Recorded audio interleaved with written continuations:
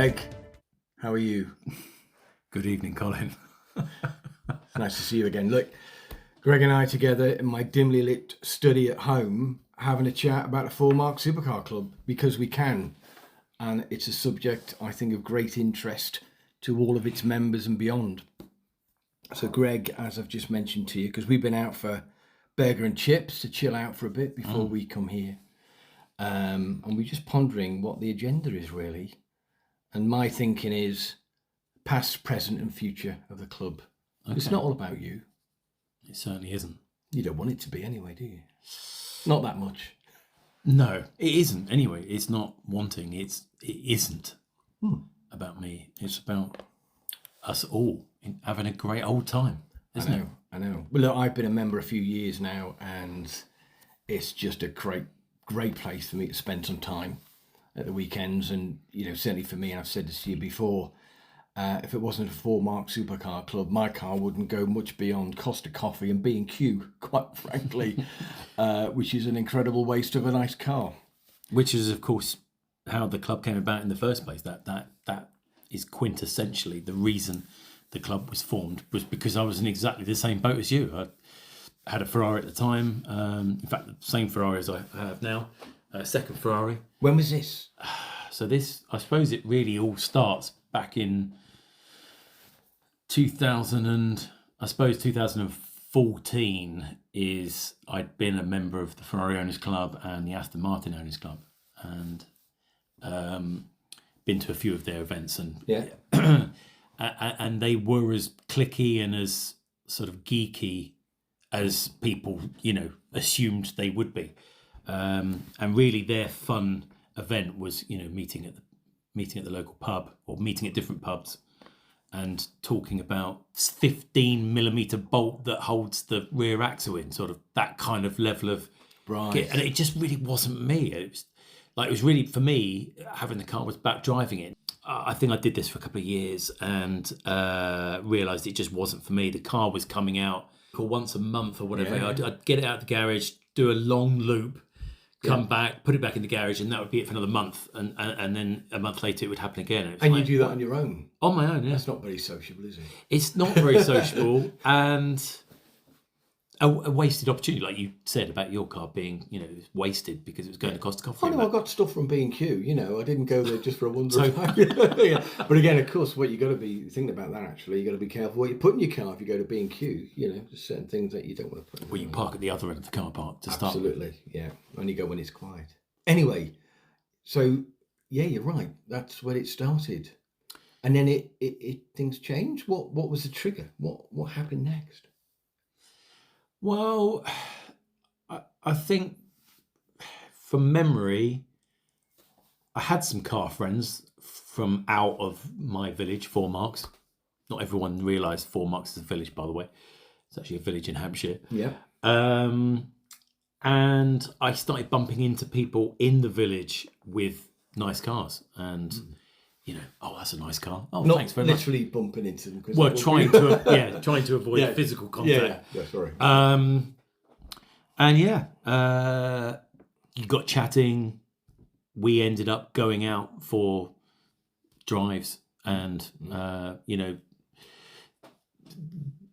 or 2 cars became 5 or 10 cars, and I think we ended up having probably about 20 to 25 cars. Wow. And no one had even mentioned Car Club by this point. No. And it was solely your idea. Did you decide, what, I can feel a club coming on? What triggers that thought in your head? I think that the reason behind it was the same that you had with your car, is that I could do with meeting some like-minded people to make the most of car ownership. Yeah. So there was no club on the agenda at all. Even when we had quite a few people, it was it wasn't it was by no means planned, and I had absolutely no idea what was coming. What you were doing? Brilliant. Yeah, or doing. Yeah. It's not like you've done it before. No, in fact, Jesse Harfield, who's a club member of ours, said to me publicly in our little group chat, Greg, you actually don't have any idea what you're doing, do you? And I said, No change there. That is No, absolutely the case. I literally am making it up as I go along. Yeah. So yeah, it was quite funny. It was quite funny to hear him say that, and then me realise that actually he summed it up quite nicely. So these 20 odd cars and friends, they became the first members of the 4 Mark Supercar Club. And then what did you do? Did you put a website together to get the word out? What happened next? Well, yeah. So I think we talked about 2014. So by 2015, I think we started gathering together as a bunch of people going out. So I kind of put November 2015 as really the birth of the club, even though it wasn't a club at that point. It was just a bunch of people going out. Yeah. So I'm thinking of the turning point between a bunch of people going out and, well, tell me, how many members you got at the moment right now? So I think we've got, I think it's 1,088 cars. My goodness, I mean, that is incredible. It's a mind-blowing amount. Yeah. How do you sleep at night? I mean, that's great. So, because I'm just curious to know the sort of growth of things from a point of view of 20 pals getting together.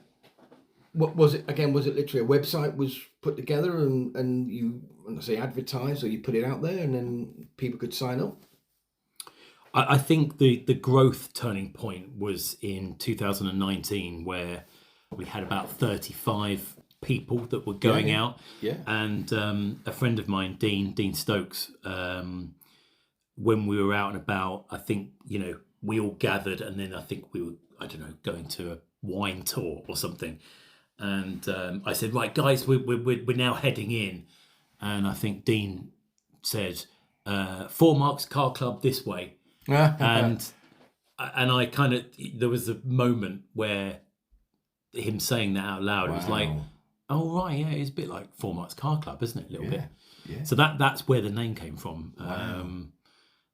So anyway, yeah, that happened. But yeah, so by 2019 we had about 35 people, which, you line up 35 cars, that's actually quite a lot, isn't it? Yeah. And we were switching at work. We were switching to a new provider for website, right? And so it was new software, and really, and that was my area of responsibility to create this website, this new website on a new bit of software. I was thinking I really could do with practicing using the software before using it on my business, right? So I thought, right, what I could do with doing a demo website. What could I do? I could do one on the house or something, or like maybe do a family one, or hang on, the club could do with a website. Maybe I'll do one on the club. Cars, it's very visual, right up your street from a hobby passion point of view. Yeah, and I enjoy doing it anyway. So anyway, I created this website and launched it in, I think it was March 2019, something like that. Anyway, if I could go back and change things, would I have clicked publish? I don't know, because basically within 12 months we'd gone from 35 to 350 circa in 1 year. Goodness. And that sounds great. There was obviously a market for an interest, a club, at least, but actually, if you do the maths on that level of jump, my phone was just going ping, new registration, ping, new registration. Wow. Like week in, week out. And actually it was quite a lot of work onboarding all these people coming on. Look, one thing you've got to mention when it comes to this club is the amount of work it needs for it to be what it is. And clearly from what you've said, that started very early on, in that regard. Because you and I have talked about these things in the past, is a huge amount of effort, admin, you name it, that makes a club what it is today, of which just about all of it, not all of it, is done by you. And you've got a day job and a family. I mean, it's incredible. You pack it all in that regard, but you do. And rather well, I think. Well, it looks like it. Well, yeah. I mean, first of all, we do have have a team of people helping various things, whether it's funding or event planning and things like that. We do have a team, so it definitely isn't just me. No. But yes, I run 3 businesses during the day, and then when I get home, laptop gets opened and Yes. and off I go until the late hour. Yes. Much to my wife's pleasure, because it means that she can have her own time doing her own hobbies. Well, you So mentioned it works earlier well. on you come alive more in the evenings. You're not a morning person. That's right. I just Yes, want you as back a lot person. of the club members will probably know already. Yes. You're not always late when we meet up, or are you? Jen, the other question I've got is obviously it's a supercar club, and we know by definition that's to a degree in the eye of the beholder, isn't it? There isn't a true definition of what is a supercar and what isn't, and maybe we'll chat about that later. But you do have, for all the right reasons, a list of qualifying cars. When did that come about? Just from my point of view, you That's started an it- interesting one because, like I say, when Dean said those words, 4 Marks Car Club, he said 4 Marks Car Club. He didn't Not say super. 4 Marks Supercar Club. Yeah, And yeah. back then, the cars weren't all supercars. No. There was a mixture of old, new, Yeah. performance cars, supercars, sports cars. So when did that change? It's a really good question, actually. And It's homework. You can I need email to them. look at. Yeah. Yeah. Can I come back to you? Yeah. Or phone a friend, maybe. Have you got any? Yeah, I've got lots of friends. Yes. So I don't know when that changed, but it did change, and we branched off to 2 separate clubs. So there Yes, was of course, yeah. there was the 4 Marks Supercar Club, and there was the 4 Marks Performance Car Club, and as we said, there was a pretty decent amount of admin to run one club. Yes. And Let I alone- tried outsourcing help for the Performance Car Club and tried it a few times, didn't work, and I realised that really the bulk of the interest for me and people, club members applying for membership was the Supercar Club. So we ended up shelving the Performance Car Club kind of indefinitely and just focused on the supercar. But of course, there is this what is a supercar thing that has been debated. Do you have forever? A definition you can do in about 8 seconds? I don't think you can. And I think the other thing that I try and explain to people is that whilst it's called the Supercar Club, the reality is it's 4 Marks Supercar and Sports Car Club. Yes. But to be honest, that is a bit wordy, isn't it? Yeah. So it's a supercar club, and the sway is heavily towards supercars. But a lot of the qualifying cars are sports cars as opposed to supercars. Yeah. And I think really the definition is for us is there's high performance regular cars, Yeah. and then there's the marks that bring us dedicated sports cars. Yes. Yes. Do you know what I mean? It's the brands that are entrenched in sports car history: Ferrari, McLaren, Porsche, Lamborghini, and so on. But that people love to pin names, don't they? And I drive an Aston Martin, and is an Aston Martin a supercar? A lot of people consider it's not a supercar. Yeah. But I would class it as a high-end sports car. Yes. Well, and then if that fits. Yeah. Well, you've mentioned a manufacturer. Obviously, like any of these things within reason, it's probably not even fair to call it the top end of the scale, but there are some Aston Martins by performance and engine and whatever. I've got the pace, if you like. By definition, if they do X mile an hour at 0 to 60 and whatever, then that's a supercar as opposed to something more entry level. But that's something that comes up all the time. Is there's plenty of non-sports cars now that will do 0 to 60 in 3.5 seconds. We're not going to talk about electric cars. Oh, and actually we could. Well, there is a we're a club where we will embrace the future rather than I don't want the club itself to become a dinosaur, and I don't want the club to be not forward thinking. I mean, we all love the sound of a screaming V8. Yeah. But you're welcome. Yeah. But at the same time, as you quite rightly say, there's plenty. The future is coming, electric. whether we like it or not. Absolutely. Because I know when I looked at the list of qualifying cars, and I was glad I was on it, so it was good. or we wouldn't be having this conversation. The one that sort of caught my attention, right or wrong, was the 911 list, that some will qualify and some won't. And I remember having a conversation with you ages ago about it, saying, well, why is it a cut-off? Remind me what you said. Yeah, Porsche is an interesting one because in case the listeners don't know, we restrict any Porsche qualification to the GT cars and above. Yeah. Which means a brand new Porsche 911 Carrera 4S, beautiful car, huge performance, looks to die for, doesn't qualify. Why is that?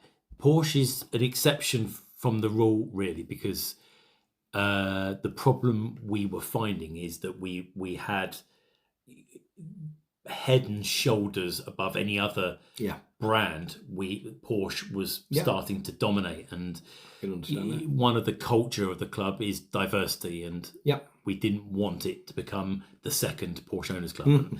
So I didn't know much about Porsche. I've got a Porsche now, but at the time I didn't know much about the Porsche range. So I relied on one of my fellow club members, Andy Meyerhoff, who is a Porsche expert. And between us, we talked about where we should have the cutoff. And I think we got it right first time. I think the GT and above.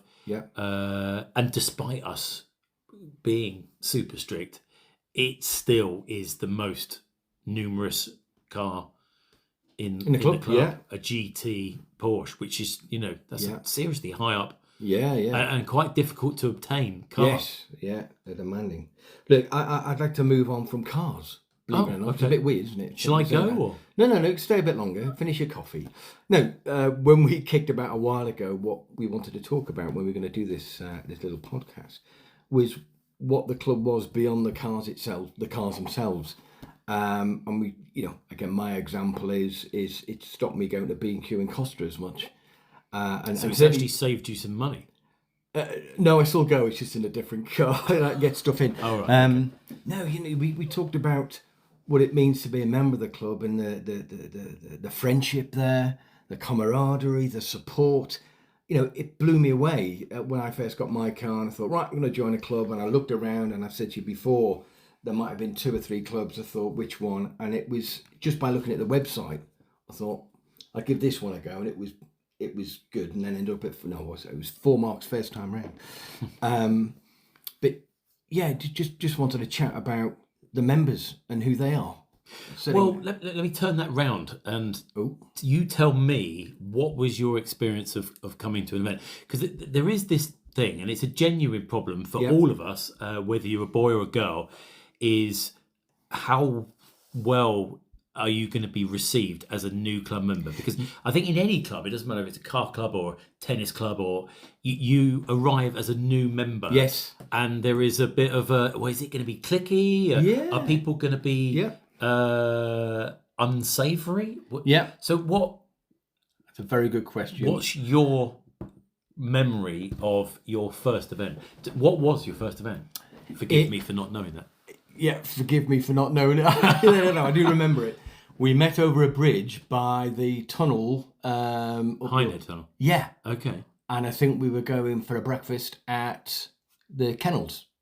Oh, I think that was yes, it was my first one.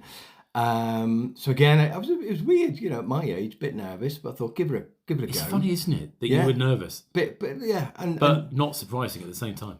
Thank you. I don't know what that means. But for me, there was a perception. I thought people who have supercars, be a bit posh and won't talk to people like me, who sadly I'm bitter and twisted because I didn't win the lottery. I had to work hard to get the car. Okay, so that's your perception of what you're... Yeah, and how wrong was I? How wrong was I? That first event, I've never met such a friendly bunch. And, the nice thing with breaking the ice, you've got one thing in common, the very reason you're there. Yes. You're driving nice cars. Yes. So that's the icebreaker if you need one sort of thing. But I had a great time. And I didn't want to be surprised by that from point of view how friendly everyone was, but they were great. And I made some nice sort of contacts there, whatever, and it was see you next time sort of thing. So I was wrong with my perception that I might stand out from the crowd a little bit. It was the exact opposite. I felt at home straight away, and people were incredibly friendly. We had a great drive, we had a great breakfast, and I thought, my goodness, I've made the right decision from a point of view. And that was 4 years ago now. So this is my 4th or 5th year. I don't know. So you go. That answers the question. Back to you. It's interesting. I think the majority of people would go to their first event and still do, slightly apprehensive as to what they're getting involved in, and you know, it would probably potentially stop someone from joining because they're already believing that actually it's not for me. It's going to be a load of people sort of swaggering around. My car's better than your car type perception, which I'm sure does happen in clubs. But we don't have that at all, and I haven't totally been able to work out why. Some people have said that it's the culture of the club. And it's back to you again. I think I need to give you. I think that the culture of the club has got to come from the founder to the large extent, isn't it? You know, everybody knows you, and I know you don't like being the centre of attention, but you've created an incredible thing, which is grown and grown year on year, which you know, it's got to tell you something about what you've created. But it's just a great, friendly place to be. And I think people love to be part of something. Oh yeah, I think it's human nature, isn't it? Yeah. I think there's a group, gang, club. Whatever. It's instinct. I think it's like almost like a clan or you know, a tribal need to be part of a group. Yeah. Again, with obviously common interest as well, which is brilliant. In the early days, you know, I think in my head it was very focused around, you know, the path of least resistance was to have every car, and I think I realised early on that actually what would make our club different to other clubs and you know, perhaps be a bit more special is to make that car list pretty difficult to get onto, if you know what I mean. Because it's about the cars, that, you know, the common interest is cars. It wasn't until a little bit later where I realised that actually it's what people keep coming back for is the friendships and absolutely agree, and the banter and the camaraderie. You know, we have a lot of ladies in the club who are either owners themselves or they come with their partner. And I think having a focus on having as many ladies, you know, encouraging ladies to attend means that the atmosphere of the event is balanced. Rather than being a lot of boys, if you know what I mean. Absolutely. Because you know what us boys are like if we're left unpoliced. Where you going? No comments. Beep. Nobody swore. There's no swear words on it. No, I know exactly where you're so I coming think from. So I think the feeling of friendship and support is really what the club is all about, and the cars just happen to be a theme. So look, let's move on a little bit, if we may. The future of the club. You are where you are. You've got an incredible number of members. What's coming up? Obviously, next 2024.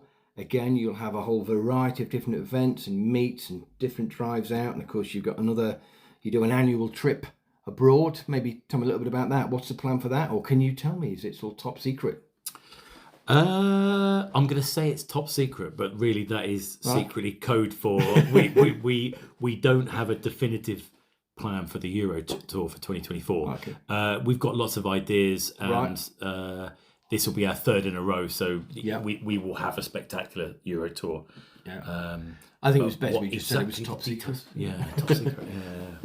Good. But future-wise, Any thoughts? I think you know, we have grown in size, but we have limited the full membership, which is the full calendar of events, to 200 individuals. Again, a lot of people are sort of confused by that. Why would you restrict it? Why wouldn't you have everybody or as many, you know, as you can in full membership?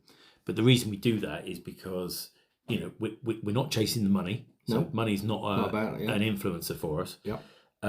It's about club member enjoyment, and the way that works is that if we have less of a pool of people going to an event, the chances of them getting on that event is 80% or 90%. Yeah. Because there'll always be people that can't make it because they've already got plans. So what I've heard from other clubs is that, you know, when something is released, you know, you've got to be there registering there and then, or there's no chance. And, you know, people just one event after another not getting onto an event. So, you know, if the pool's too big, it makes it more difficult to get on the event. Yeah, of course. So, you know, that provides a better experience for the club member. Yeah, and because you have some events which are, for all the right reasons, repetitive. You've done them again and again, no less for the obvious reason they're incredibly popular anyway. You know, right. Let me show an example like the trip to Bremont watches. Oh, right, yeah. That's so we had an 18-month gap, I think, between visits. Yeah. But after 18 months,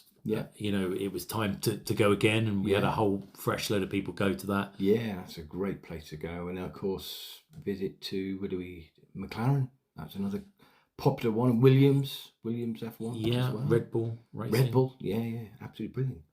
Look, I think we round things off because, believe it or not, that's up to 29 minutes. Well, it is in our world. That might not be with the finished article. Greg, that's been brilliant. Really interesting. That, you know, I think it's fascinating to understand about the club, where it came from, where it is now, where it's going. Hopefully we'll do this again and pick a particular topic or something of relevance and interest for people to listen to. So thank you, Greg. I think the time we're doing this now, it's actually 10:20. So I'm going to be sending you home straight to bed, matey. Or unless you're just getting fired up now, this is start time for me. So yeah. Well, so I'll press on with the rest of my evening. Brilliant. Thank you, Greg. We'll do this again maybe another time. It's been a pleasure. No worries. Thank you. Thanks, Colin.